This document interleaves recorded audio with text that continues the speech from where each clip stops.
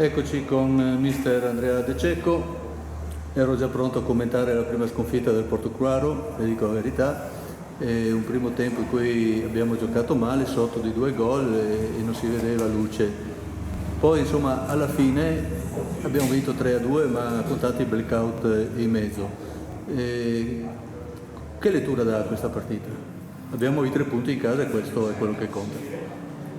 Sì, questo è l'aspetto super positivo, perché vincere partite come queste sono dei segnali, l'abbiamo già detto anche l'anno scorso, vincere in rimonta sotto di 2 non è da tutte le squadre, questa squadra qua ha dimostrato ancora una volta che ha tanto carattere.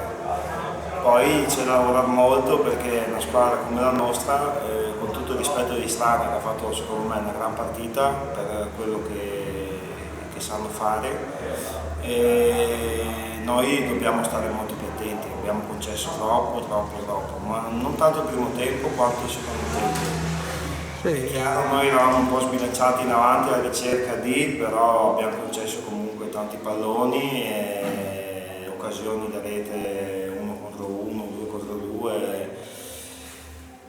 C'è da lavorare tanto sicuramente, però vorrei dire anche che questa squadra di Strana ha fatto il medesimo risultato, quel San là, vinceva e poi ha perso alla fine 3-2. Quindi è un'altra squadra di categoria, un'altra squadra che sa quello che deve fare, tanti anni che gioca in questa categoria, matura comunque nonostante la giovane età. Questa è l'eccellenza purtroppo, quindi dobbiamo dare subito un'accelerata per adeguarci alla categoria. Sì, noi abbiamo una rosa ampia, lei l'ha utilizzata a inizio secondo tempo, non era forse il caso, visto il risultato, fare qualche cambio prima o i giocatori hanno risposto e la partita è stata impostata come l'avevate preparata? No, in realtà io ripeto, il primo tempo abbiamo fatto un po' di confusione, sicuramente qualche giocatore si è visto non era nella condizione sua solita, però non hanno creato 4-5 occasioni da gol come nel secondo tempo, ripeto. E quindi io ero preoccupato dalla confusione che stavamo mettendo in campo, dalla bravura loro nel coprire gli spazi e rallentarci e leggere la manovra e pressarci, ma qualcuno mi potrebbe dire: rimetteresti la stessa formazione? Io per quello che ho visto in settimana dico sì. Oggi purtroppo qualche elemento, come è normale che sia, non aveva la giornata giusta e ci sta purtroppo.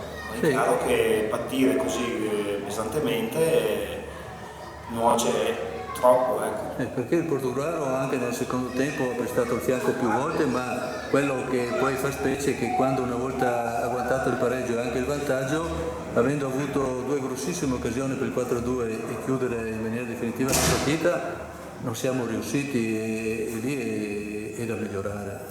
Ci sono tantissime cose da migliorare, questo è uno degli aspetti, perché se fai un 4 contro 2 almeno, non dico che bisogna fare gol, ma la conclusione pulita bisogna arrivare a farla, e invece è stata fatta una conclusione sporcata dal difensore o dal portiere, non ricordo. E quindi sì, sono d'accordo, è chiaro che per la risposta che ha dato la squadra e per come è venuta la partita, e quindi i 3 punti, io i miei giocatori li difendo umanamente, tatticamente, è chiaro che dobbiamo ritrovarci. Sì, allora archiviamo questa partita, in settimana avrete tempo per fare le dovute analisi e si dà uno sguardo a domenica prossima, funziona così, no?